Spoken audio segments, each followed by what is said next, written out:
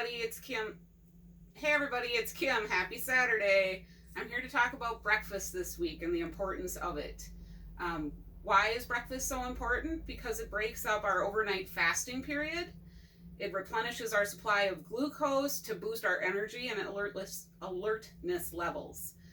We should be eating breakfast within 2 hours of getting up. The sooner you eat, the better for your metabolism. Breakfast also seems to be the hardest meal of the day for us to get in.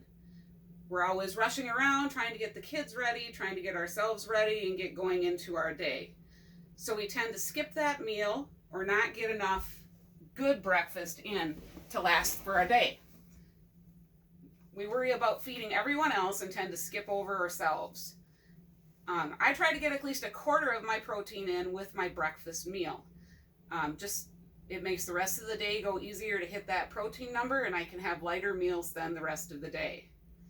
So some ideas to help to ease that rush and make sure that you're getting a nutritious breakfast is to plan your week ahead of time and make up your breakfast ahead of time. Some of those things you can make up some items that you can freeze, and so you can just grab them out of the freezer, heat them up and eat them. Some of those, if you just plan it as part of your meal prep, it's in your fridge, you grab it and you eat it. Sorry, I'm checking my notes here. If for those of us that go to the gym in the morning, we should be eating something light before we work out, about 20 to 30 minutes before. I usually will have a banana, and then after the workout, we should be eating our breakfast within 2 hours. The one thing that Amy always tells us is when we get up in the morning, the first thing we should do is have a glass of water, and that's also correct. That also helps us get going. Some of the meal prep ideas that I have and that I use is yogurt. I pick a high protein yogurt like Fahey, and I mix that with a Dannon Greek vanilla yogurt. I mix those typically 2-to-1, the Fahey to the Dannon. And then I add some raspberries and almonds, granola, or I think Amy sometimes puts like Cheerios or Tostios in hers for that added crunch. With the mixture I use in my numbers, I'm getting about 40 to 45 grams of protein just in breakfast. And as I said, that just makes my day go a lot easier with hitting my numbers. Some other things that I do, and this one is going to sound a little bit crazy. My cousin is the one that turned me on to this, is to mix yogurt and cottage cheese. It sounds really weird, but I promise it actually tastes pretty good. So what she does and what she recommended and what I do is I mix a 1-to-1 ratio of yogurt and cottage cheese. I love raspberries, so again, I use raspberries, but you pick the fruit you like. I mix that all up and then I sprinkle it with cinnamon, and it tastes actually really good, and it's very high in protein because we all know that cottage cheese has high protein, which helps boost your protein number again. Some other ideas that I do, and I just have my notes here like I said, is I do overnight oats. The recipe I use calls for yogurt, so I'll use that Fahey yogurt, and then I use a milk, Fairlife milk, or sometimes I use almond milk, depends on what fits into my numbers for the day, because I plan my day out so I know what I have. And I use a banana chocolate chip. That one is my favorite. And I will share these recipes that I'm going to talk about now to the Facebook page. There's also a great recipe that was shared with me. It's for frozen breakfast sandwiches.